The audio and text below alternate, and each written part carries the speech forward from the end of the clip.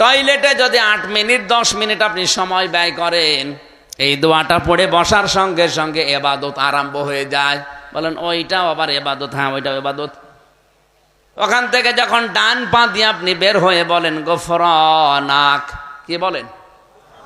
কেন বলেন বলেন তো? এই কথাগুলো ভালো করে বুঝুন। কেন আপনি 8-10 মিনিট 15 মিনিট টয়লেটে বসে থাকার পরে ডান পা দিয়ে বের হওয়ার সময় গফরানাকা বলেন? আল্লাহকে বলতে চান, মাবুদ আমি এই 10 মিনিট পর্যন্ত তোমার জিকিরের, তোমার তাওবার, তোমার ক্ষমার বাইরে ছিলাম, আমি পড়তে পারি নাই।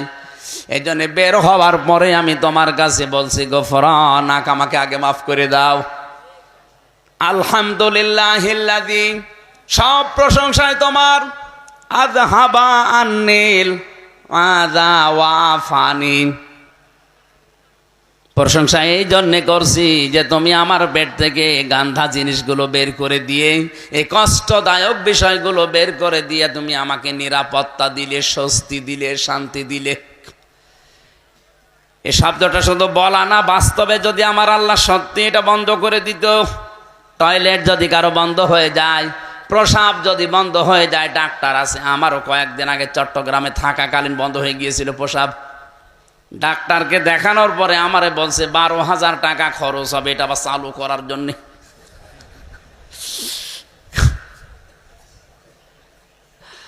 আল্লাহ পাক যদি আপনার বন্ধ করে দিত, শরীরের কত জার্মগুলো আল্লাহ পায়খানা প্রসাবের মাধ্যমে দিনে আল্লাহ বের করে দিচ্ছে। এই জন্য তো আপনি শুকরিয়া আদায় করলেন।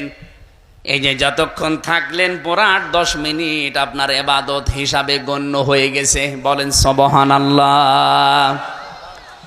এবার আমার আসল কথা, এই খেয়াল করেন, এই যে 7-8 মিনিট আমি যাই বললাম টয়লেট নিয়ে যাওয়া আসা, এই ইবাদতটা নিয়ে অনেকেই কিন্তু আনন্দে আছে যে না অসুবিধা নেই, এ তো ভালো কথাই বলছে।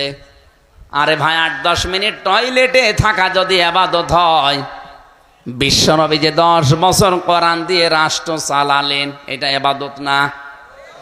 এটা শুনলে আপনার গায়ে জ্বালা করে। তাহলে আমি কি খালি টয়লেটের ওয়াজ করব? টয়লেটের আদব কায়দা, এই কথাগুলো শুনলে খুব ভালো লাগছে। হুজুর আরো বলেন 10 মিনিট ধরে। 10 মিনিটে যদি আপনি আনন্দ পান, 10 বছরে আপনার আনন্দ আরো বেশি পাওয়া দরকার। ওই আনন্দটা আমরা দুনিয়ার বিষয় মনে করে ছেড়ে দিয়েছি। এই জন্য আজ তামাম দুনিয়ার মুসলমানেরা জুলুমের শিকার। কথা কত দূর গেল আপনি মনে হয় টের পাননি? টের পেয়েছেন? সুতরাং ইবাদত শুধু টয়লেট না, ইবাদত শুধু প্রসাব পায়খানা না, ইবাদত এই পৃথিবীকে কোরআন দিয়ে চালানো ইবাদত। যতদিন আজরাইল না আসে এই দায়িত্ব আমাকে পালন করতেই হবে, পালন করাই লাগবে। এই সূরার মূল কথা, শেষের কথা এইটাই ছিল।